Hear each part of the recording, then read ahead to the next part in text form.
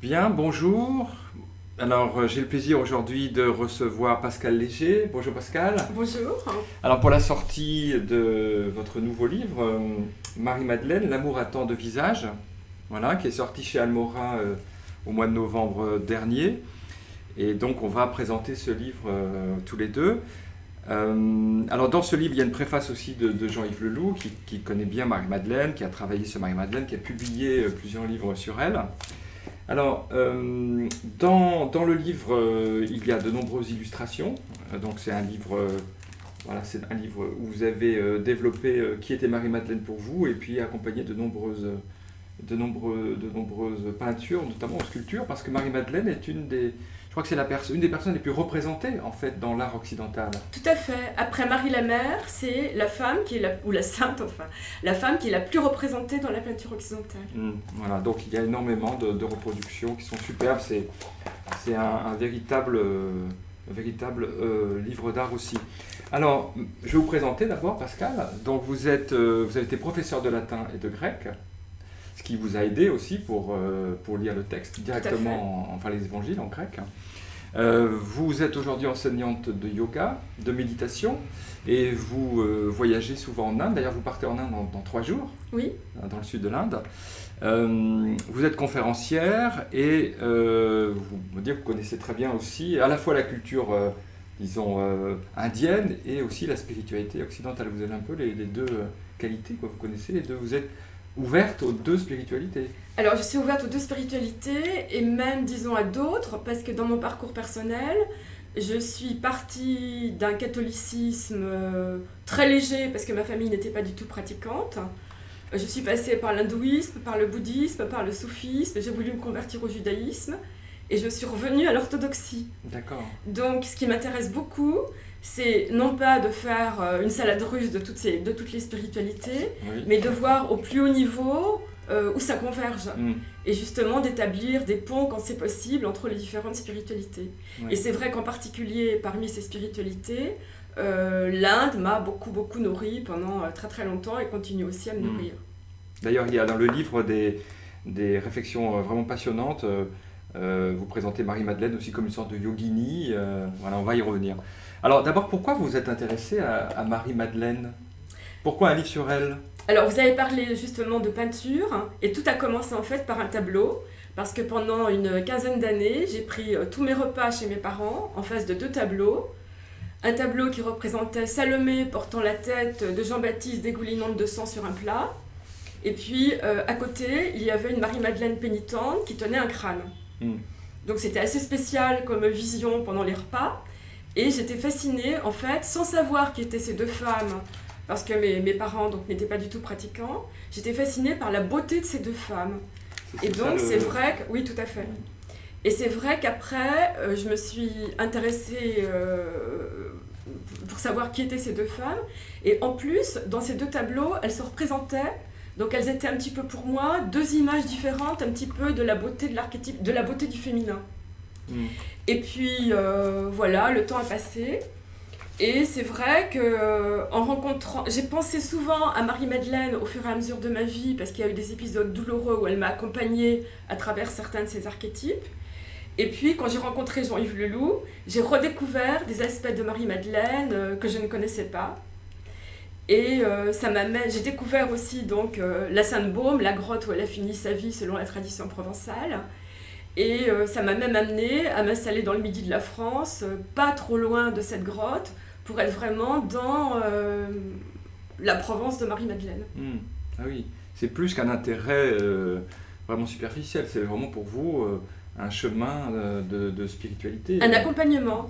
Et elle m'a accompagnée aussi pendant l'écriture de ce livre, parce qu'au départ, j'ai juste fait une petite conférence sur Marie-Madeleine à la demande d'une amie qui ne connaissait pas bien ce personnage.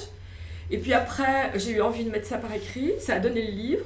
Et ce que j'ai trouvé très beau, c'est que ce livre m'a accompagnée pendant la fin de vie de mon mari, qui était en fin de vie à la maison. Et donc, pour moi, Marie-Madeleine et l'écriture de ce livre m'ont vraiment accompagnée pour passer cette épreuve douloureuse. D'accord.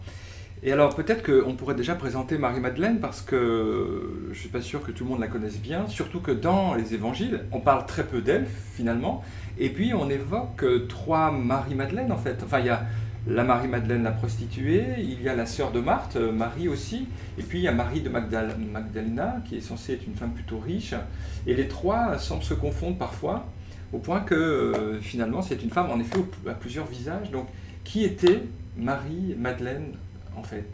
On ne peut pas répondre. Alors c'est vrai qu'il y a très peu de passages dans les évangiles et qu'en plus elle ne parle pratiquement pas. Alors selon les siècles, ça a changé et certains considèrent encore à l'heure actuelle qu'il y a trois femmes différentes. La femme aux 7 démons, que Jésus guérit des 7 démons, Marie de Béthanie, la sœur de Marthe et de Lazare, et Marie de Magdala. D'autres, comme Jean-Yves Leloup, comme le frère Brooke-Berger et d'autres, considèrent que c'est une seule et même femme, ce qui donne, évidemment pour moi, je suis partie de ce point de vue-là, un itinéraire beaucoup plus intéressant, parce que c'est vraiment un itinéraire de vie que je trouve extraordinaire. Et donc la prostituée serait la femme qui a 7 démons et que Jésus guérit. Voilà, si ce n'est que le mot prostituée, si on prend le mot grec, le mot ne veut pas dire prostituée. On a voulu le traduire comme ça, peut-être pour donner une image de la femme assez misogyne, mais le mot veut simplement dire une femme hors norme. Et certains pensent qu'une femme hors norme, ça pouvait vouloir dire une femme qui menait une vie libre. Certains pensent que, comme Marie-Madeleine, vous l'avez dit, aurait appartenu à une famille riche. Elle aurait peut-être fréquenté la cour du roi Hérode, qui était une cour très cosmopolite et qui avait la réputation aussi que les gens y menaient une vie assez dissolue. Elle y aurait peut-être d'ailleurs rencontré Salomé, qui aurait été une de ses amies. Donc les deux tableaux de... Donc les deux tableaux se rejoignent. Elles auraient peut-être été écoutées Jean-Baptiste et ensemble. Et donc, voilà, ça pouvait être ça. Donc ça pouvait être une femme libre, qui avait peut-être des amants, qui menait une vie assez libre. Ça pouvait aussi être une prostituée, mais ça pouvait aussi, comme femme hors norme, être aussi son frère Lazare est souvent représenté comme celui qui étudiait les Écritures, comme une femme qui lisait la Torah, ce qui était interdit par la loi juive pour une femme. Donc ça pouvait être tout ça à la fois d'ailleurs. Oui. Voilà. Et c'est aussi la femme à laquelle Jésus apparaît après la résurrection. Voilà. C'est ça qui est incroyable. Oui, tout à fait. C'est elle qui, la première, voit le Christ ressuscité. Oui. Alors c'est la femme qui inonde de larmes les pieds de Jésus.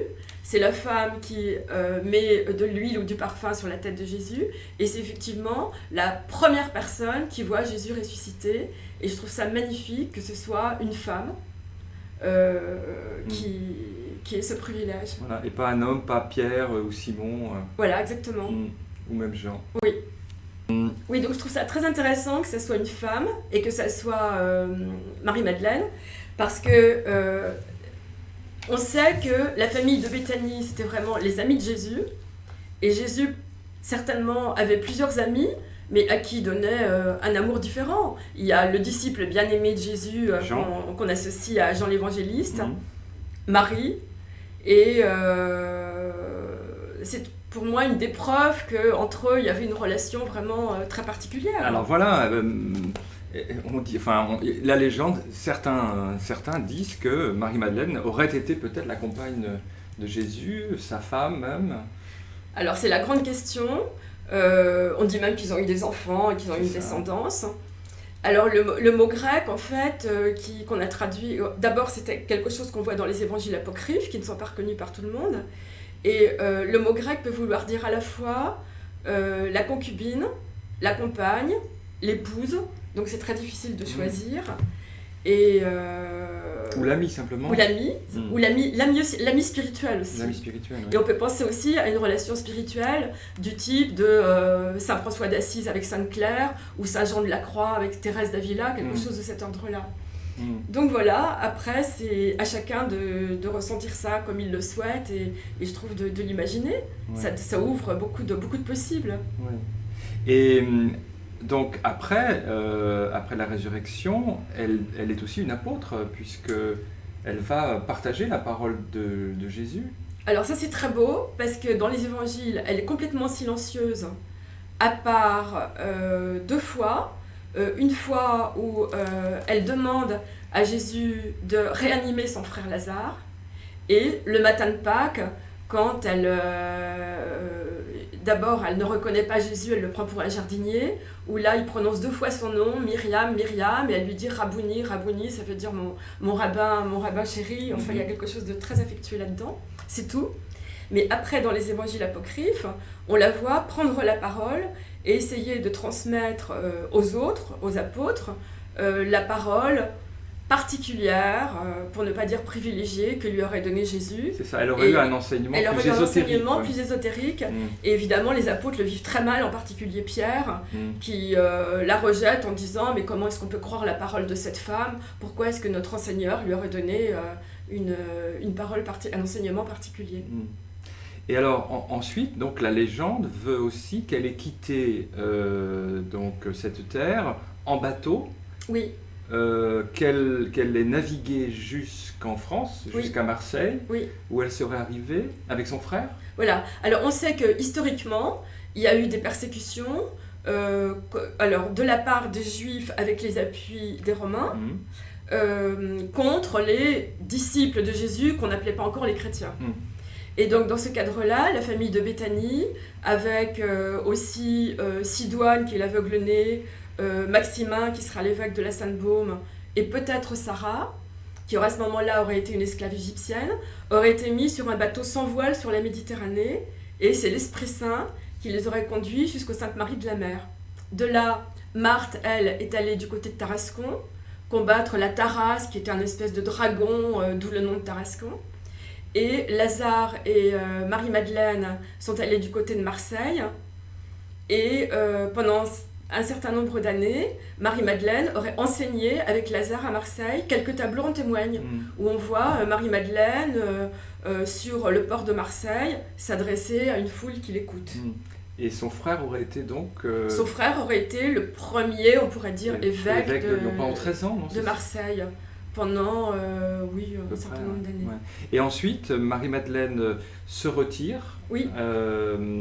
Se retire donc à la Sainte-Baume, selon la légende. Oui. Selon la tradition provençale, elle se sent appelée à retourner dans un silence qui était plus peut-être son mode de vie. Et donc, elle suit le cours d'une rivière qui s'appelle l'Uvaune, et elle arrive dans le massif de la Sainte-Baume. Et selon la tradition, elle aura passé là 30 ou 33 ans, donc dans cette fameuse grotte de la Sainte-Baume, dont elle était 7 fois par jour, elle était portée par des anges jusqu'au sommet de la montagne, jusqu'au Saint-Pilon, pour retrouver son bien-aimé. Son bien-aimé, c'est-à-dire ? C'est-à-dire Jésus. Ah oui, j'ignorais ce point, d'accord. Oui. Et donc, les restes de Marie-Madeleine ont été... en fait, placé à Saint-Maximin. En fait. Tout à fait. Donc, la tradition provençale dit que c'est Maximin, donc le premier évêque de la Sainte-Baume, qui aurait recueilli, on peut pas dire le premier évêque de la Sainte-Baume, en tout cas Maximin, qui aurait recueilli les derniers souffles de Marie-Madeleine. Et donc, les reliques de Marie-Madeleine sont dans la basilique de Saint-Maximin. D'ailleurs, reliques qui ont aussi, je crois, voyagé à un moment donné jusqu'à Vézelay. Tout à fait. Quand le Sud a été menacé, c'est ça ? Alors, pour plusieurs raisons. D'abord, parce que le Sud a été menacé par l'arrivée des Arabes. Et puis aussi parce que un des prieurs de Vézelay a carrément envoyé un de ses moines voler les reliques de Saint-Maximin pour les apporter à Vézelay. Et de là, le Vézelay a pris une grande ampleur, des pèlerinages se sont faits, etc. Et donc on a demandé à un moment à un pape de trancher, et le pape a tranché en disant que les vraies reliques étaient à Saint-Maximin, et à partir de là, les pèlerinages en Vézelay ont un peu décliné, et se sont reportés plutôt sur Saint-Maximin. Mais ça, l'histoire des reliques, c'était extraordinaire, parce qu'il y avait vraiment au Moyen-Âge ce qu'on appelait l'invention des reliques, au sens du verbe latin invenire, découverte, mais aussi au sens de l'invention. Voilà, tout à fait. Et alors, qu'est-ce qu'on a aujourd'hui à la Sainte-Baume ? Qu'est-ce qu'on peut voir Alors, à la Sainte-Baume, on peut voir d'abord une magnifique forêt, qui était déjà une forêt dont on n'avait pas le droit de couper les arbres pratiquement depuis l'Antiquité, donc qui est presque considérée comme certains par une des forêts primaires d'Europe. Ah oui. Donc, une très belle forêt. Et une forêt dans laquelle il y avait déjà des cultes en tout cas Artémis, et puis peut-être même avant, donc déjà une forêt sacrée. Et dans cette forêt, il y a d'abord la grotte où Marie-Madeleine donc, aurait vécu pendant une trentaine d'années. Et puis en haut, le Saint-Pilon, donc, où elle rencontrait son bien-aimé pendant... Donc c'est là, donc là, le Saint-Pilon, le Saint-Pilon, c'est tout en haut. Tout en haut, là. Voilà, tout en haut. La grotte est là. Et tout un parcours aussi dans ce merveilleux, ce merveilleux point de vue, d'où on a la vue à la fois sur la mer, presque jusqu'au Sainte-Marie de la Mer, quand on est au Saint-Pilon, et de l'autre côté sur la plaine, où on voit la Sainte-Victoire.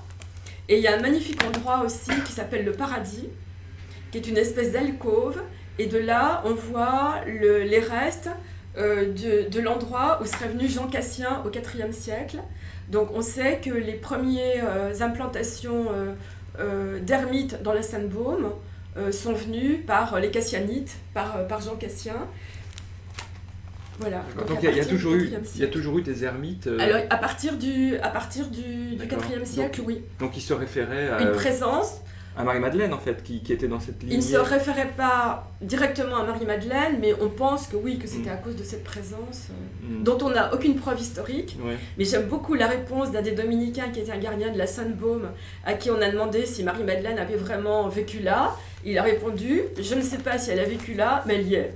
Oui, c'est ça. Et je crois que tout est là. Et aujourd'hui, ce sont les dominicains, c'est ça ? Aujourd'hui, ce sont les dominicains qui, depuis longtemps, dirigent ce lieu. Il y a tout un centre d'accueil. Donc il y a un culte, il y a encore un culte à Marie-Madeleine très vivant. Bien sûr, il y a un culte très vivant. Très bien. Et je crois qu'il y a un lien aussi entre Marie-Madeleine et les rois de France. Alors assez ça, étonnant. C'est dans la tradition vraiment très ésotérique, qui dit à ce moment-là que Marie-Madeleine et Jésus auraient eu des enfants. Donc ça a été beaucoup véhiculé par les livres qui ont servi à Dan Brown dans le Da Vinci Code. Beaucoup de canalisation aussi, de channeling, surtout qui viennent des États-Unis. Où donc il y aurait eu une descendance qui aurait donné en France les rois mérovingiens. Et puis le poteau rose aurait été découvert, donc c'était impossible de dire au bon peuple français que le roi mérovingien descendait de Jésus et de Marie-Madeleine. Et donc, le dernier roi mérovingien Dagobert II aurait été assassiné sur ordre du Vatican pour mettre à la place les rois capétiens.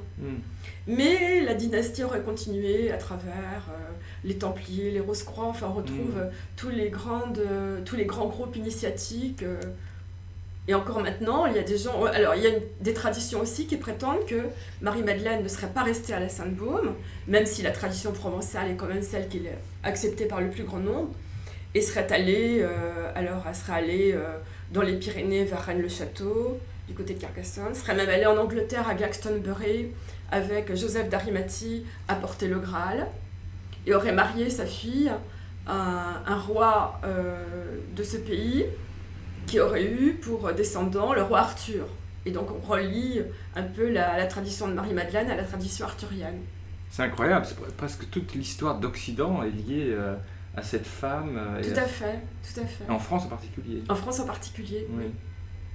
Et pourquoi, vous en avez parlé un petit peu tout à l'heure, et pourquoi Marie-Madeleine est-elle si importante pour vous ? En quoi elle a été, ou est encore, une amie sur le chemin spirituel, ou voire un maître ? Alors elle est très importante, je trouve, par son itinéraire personnel. Parce que si on part du principe qu'elle était une femme, donc ayant une vie très libre, voire une prostituée, moi ça me plaît assez en fait si elle était une prostituée au départ, parce qu'à ce moment-là c'est vraiment un itinéraire radical de la prostitution jusqu'à la sainteté, ou dans tout cas d'une vie très libre, où on la considère...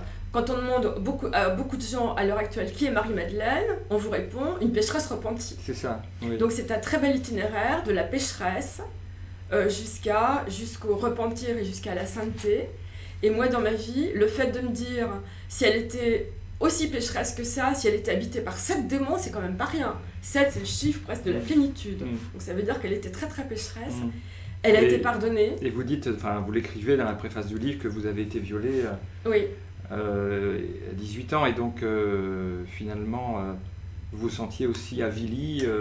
Voilà, et cette l'image de Marie-Madeleine m'a beaucoup aidée à ce moment-là en me disant si elle, qui était si pécheresse, a été pardonnée, peut-être que moi, j'ai une petite chance aussi d'être pardonnée. Donc c'était vraiment une image qui m'a sauvée. Alors que Marie, la mère de Jésus, elle paraît si parfaite que... Voilà. Donc pendant longtemps, j'ai eu du mal presque avec Marie parce qu'elle était trop parfaite. Alors que pour moi, c'est peut-être pas juste théologiquement, mais à la fin de sa vie, Marie-Madeleine, elle s'est virginisée. Et pour moi, elle rejoint un peu l'archétype de Marie dans la femme, justement, qui s'est purifiée.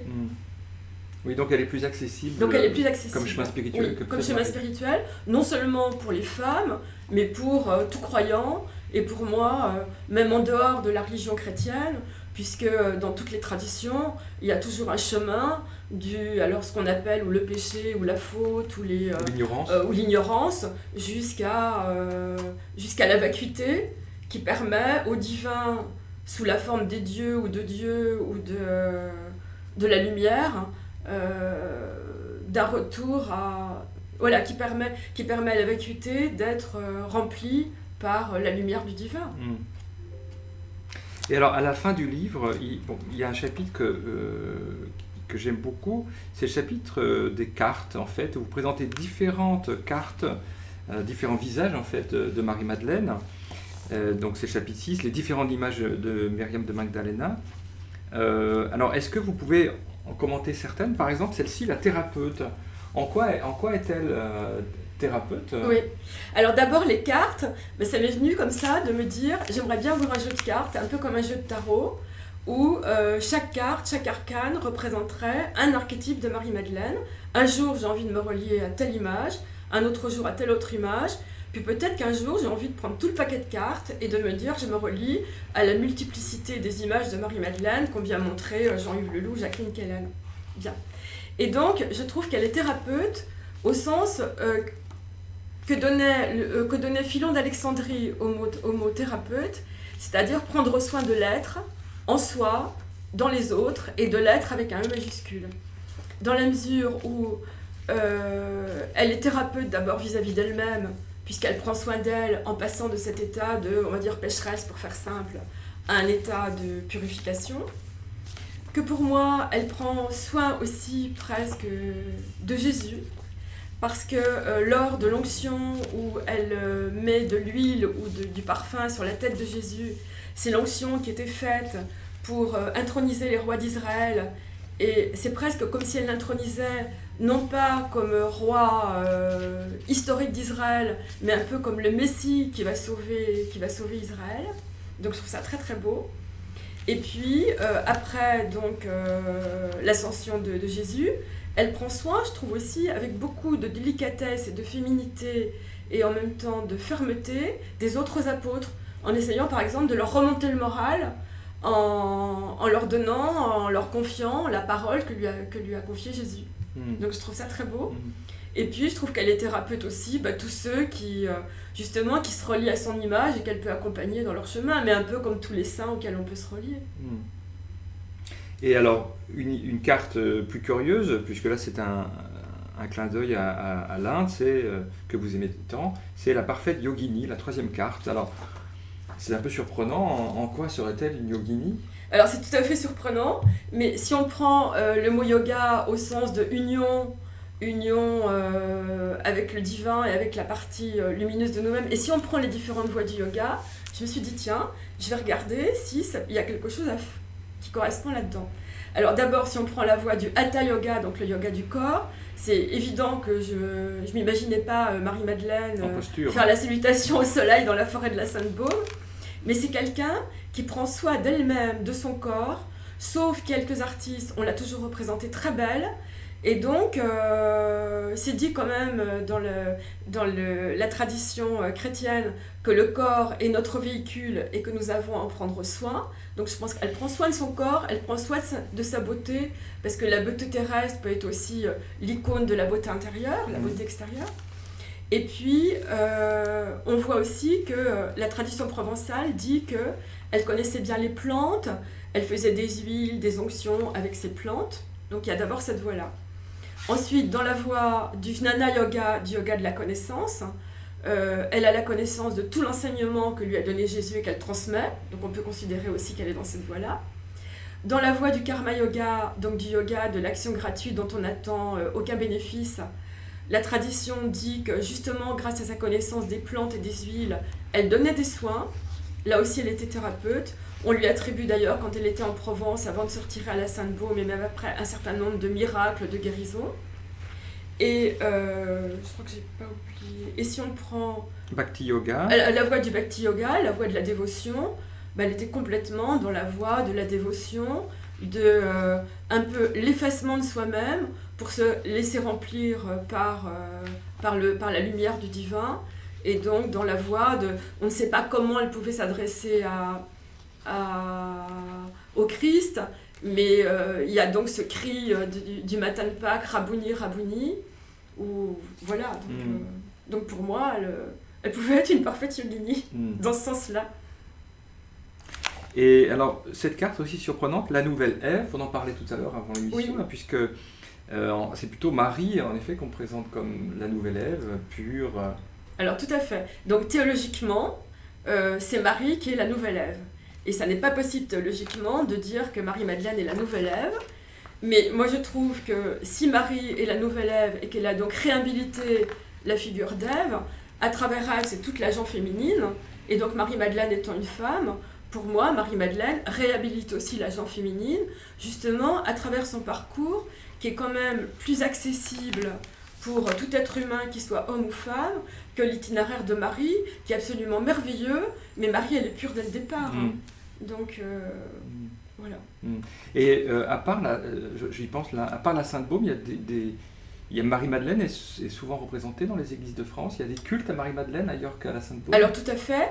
Donc il n'y a pas des cultes à Marie-Madeleine en tant que sainte, disons, que sainte tutélaire principale, si. Mais il y a quand même l'église de la Madeleine à Paris. Ah bah oui, bien sûr. Voilà. Oui. D'ailleurs, autour de l'église de la Madeleine, au 19e siècle, il y avait beaucoup de prostituées. Et Marie-Madeleine était la patronne des prostituées. On les appelait même les Madelenettes. Ouais. Et Marie-Madeleine est souvent représentée aussi avec une chevelure blond vénitien ou rousse. Et au Moyen-Âge, je crois que c'est le roi Saint-Louis qui avait exigé des prostituées parisiennes qu'elles se teignent en rousse ou qu'elles portent une perruque rousse qui rejoint l'archétype de Marie-Madeleine pour qu'on puisse bien les différencier des femmes honnêtes. Ah oui, d'accord. Oui, parce qu'effectivement, elle est souvent présentée presque toujours comme une femme très très belle. En fait. Alors, elle est toujours représentée comme une femme très belle. En fait, carte 21, la Vénus chrétienne aussi. Ah, complètement. Parce que, alors, selon les époques, elle véhicule vraiment l'idéal de la beauté féminine. Donc, selon les époques, si c'était une époque très chrétienne, elle peut être représentée comme une sainte, très sage, en train de lire l'évangile et vraiment étant très très sainte. Et à d'autres époques, on l'a vraiment représentée comme une Vénus, complètement dénudée, avec un corps magnifique. Des longs cheveux roux. Des longs cheveux roux, très belle. Mais je trouve ça intéressant, parce que cette beauté... là aussi, la plupart des saints, on se dit ils ont été saints dès leur enfance, mais il y a beaucoup de saints, alors surtout des hommes, qui ont une vie très agitée avant de devenir saints. Je pense à saint François d'Assise, ou je pense à Ignace de Loyola, Marie-Madeleine, garde. Ce que je trouve intéressant, c'est que même en étant sainte, donc on va dire purifiée, en étant plus pécheresse, elle garde cette beauté jusqu'à la fin. Là, par exemple, il y a le tableau là, de la Madeleine, on la voit belle, nue, quasiment nue. Oui. Elle est peinte ici par Jean-Jacques Henner, parce qu'il y a son le musée musée n'est pas juste très à côté, loin, on est dans le 17e ici à Paris. Tout à fait. Voilà.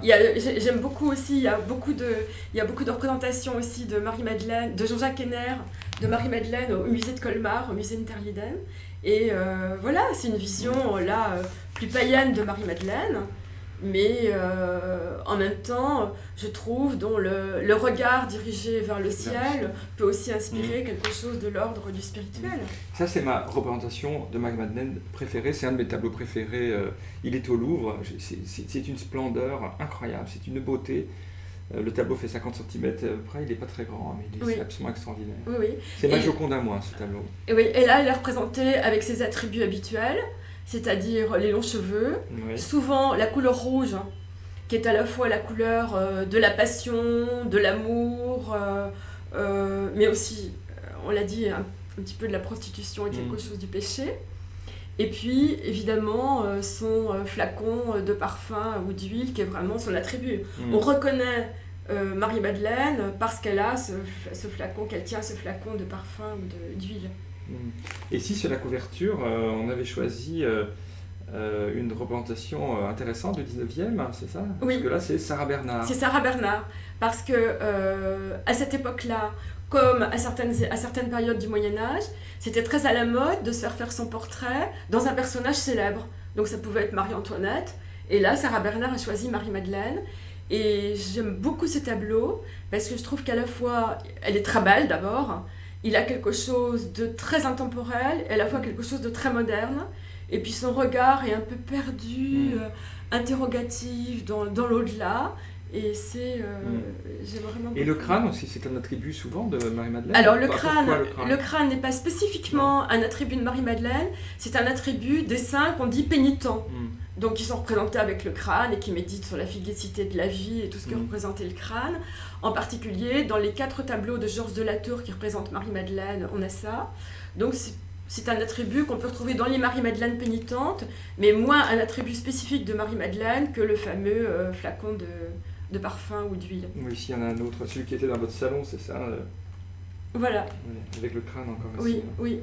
Parce qu'elle était à la Sainte-Baume, méditant. Ça aussi, ça se rapproche de certaines représentations de déesses ou de sages bouddhistes tibétaines, par exemple, qui sont accompagnés d'un crâne, ou de la moitié d'un crâne aussi. Oui.